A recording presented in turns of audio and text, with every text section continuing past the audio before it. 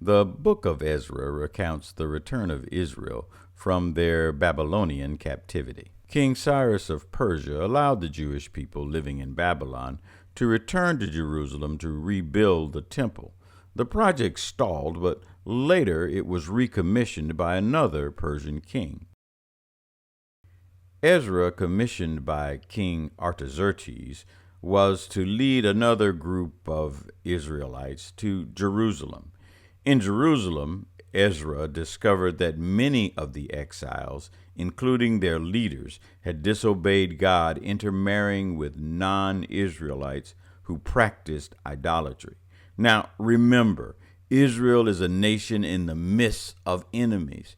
To have marriages built on shared values and faith in the God of Abraham is vital.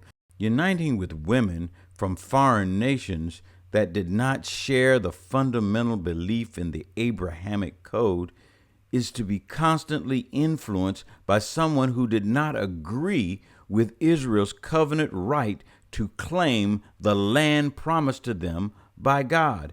It is to be constantly influenced by those who may try to have you seek another God.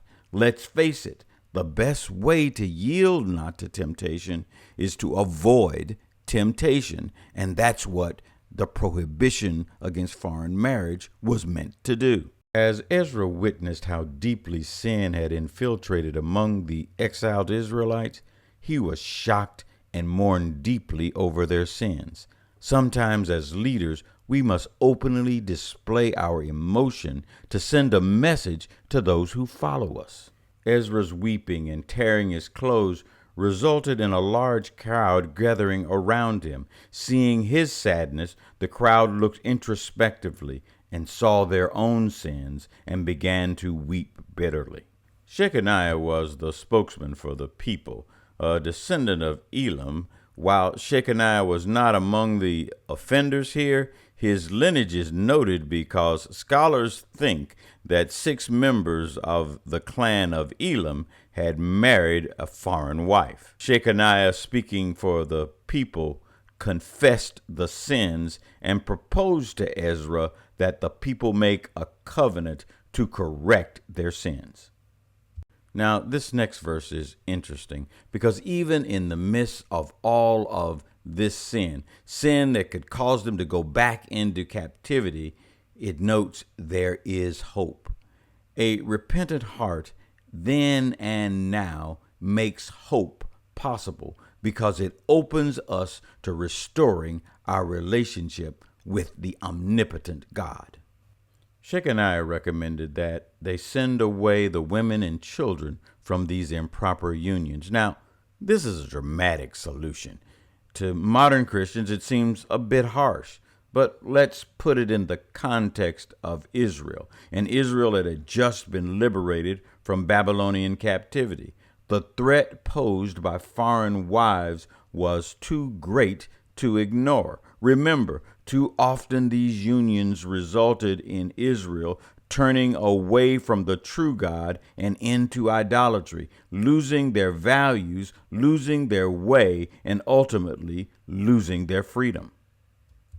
Imagine having to choose between a relationship with God and a relationship with your spouse and family. Merely because these spouses were of foreign faith and these children were from that union did not mean that the men did not love them. This was an emotionally wrenching solution. Ezra knew the difficulty in implementing this decision, and he made sure that the leading priests and Levites and all of Israel had built a consensus around this solution.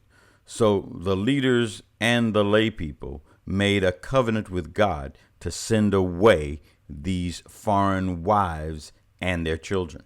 Now, this was not an easy decision for Ezra.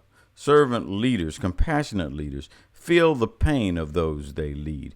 Ezra withdrew from the public eye to the home of Jehohanan, a Levite of the priestly caste. He was there fasting and praying over the people's transgressions. Ezra acted on Shechaniah's proposal by calling the exiles to Jerusalem. This meeting was mandatory. Failure to come within 3 days resulted in the forfeiture of your property, and you were exiled from the people. So all the men gathered before the temple, where they shivered in the December rain. They all confessed, agreeing that they had sinned, except for 4 who opposed the plan. They openly spoke and agreed to the plan of family separation, and the people repented.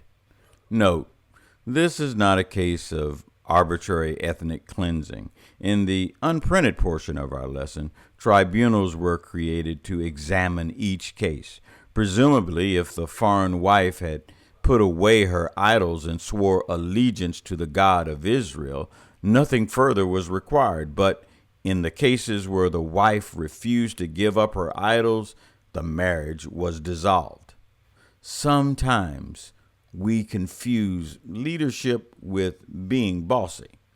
In Ezra, we see true leadership. We see the moral courage to be willing to demonstrate open vulnerability by crying and mourning aloud, a willingness to feel the pain of others and look introspectively, and a willingness to make difficult decisions for the best interest of God's people.